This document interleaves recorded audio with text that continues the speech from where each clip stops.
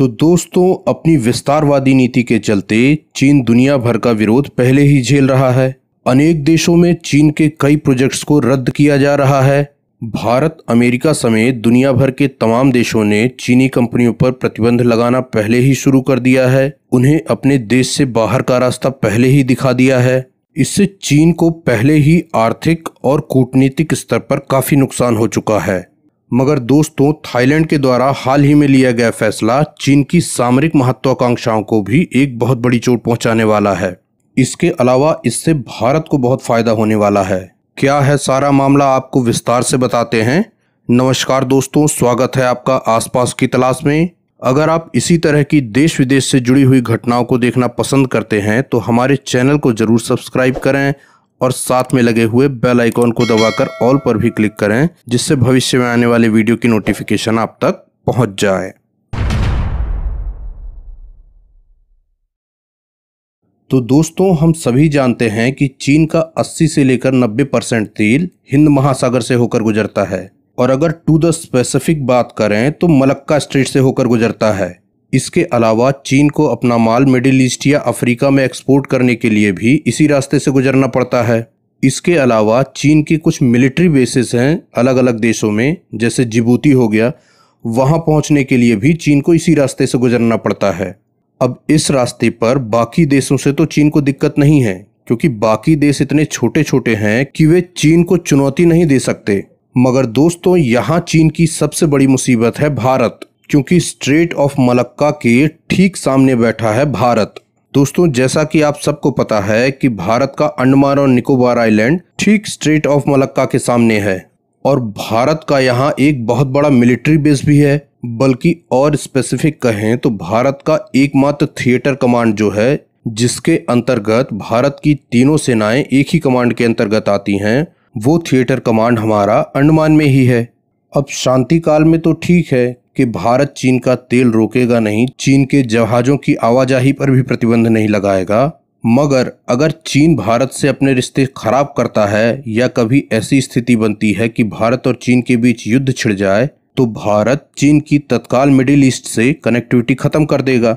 और middle east से connectivity खत्म होना मतलब देश में ऊर्जा संकट का खड़ा होना, क्योंकि भारत हो या चीन, दोनों का ही 80 से 90% तेल मिडिल ईस्ट से ही आता है। इस बात की चिंता चीन को हमेशा बनी रहती है।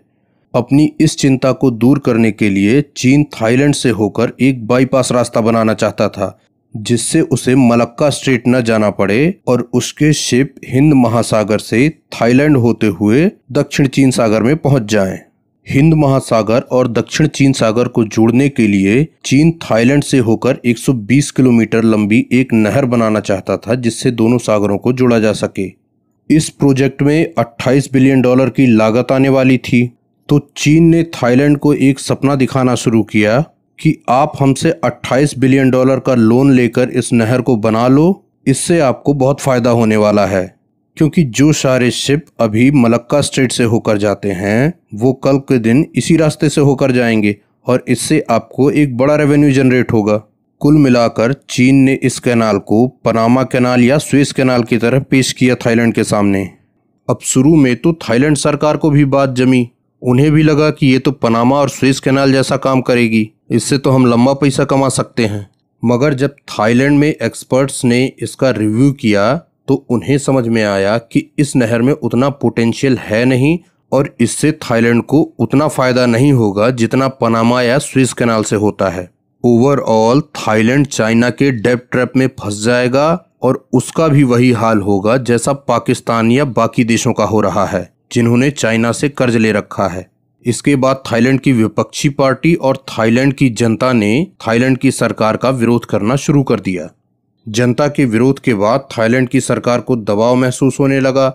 इसके अलावा थाईलैंड की सरकार को इंटरनेशनल प्रेशर भी फील होने लगा, क्योंकि अमेरिका और इंडिया का भारी दबाव था थाईलैंड के ऊपर। क्योंकि व्यापार तक तो फिर भी ठीक है, मगर अगर कल के दिन भारत और चीन का युद्ध होता है तो चीन की नेवी हिंद महासागर में काफी जल्दी पहुंच जाएगी। इसलिए इंडिया का भी काफी प्रेशर था थाईलैंड के ऊपर। फाइनली इन्हीं सारी वजहों को देखते हुए थाईलैंड की सरकार ने फिलहाल इस प्रोजेक्ट को बंद करने का फैसला लिया है। दोस्तों, कुल मिलाकर चीन की जो मंशा थी कि वो भारत के जाल से बाहर निकल जाएगा, वो मंशा चीन की अधूरी रह गई। मतलब भारत अभी भी चीन के सिर पर बैठा रहेगा और चीन को भारत से अनुमति लेकर ही हिंद महासागर में आना जाना पड़ेगा। तो दोस्तों, ये था एंड इस वीडियो का। वीडियो पूरा देखने के लिए आपको बहुत बहुत धन्यवाद। अगर वीडियो अच्छा लगा हो तो इसे लाइक करें और अपने दोस्तों के साथ भी इसे शेयर करें। और अगर चैनल आपने अब तक सब्सक्राइब नहीं किया है तो चैनल भी जरूर जरूर जरूर सब्सक्राइब करें और करते रहें हमारे साथ आस पास की तलाश।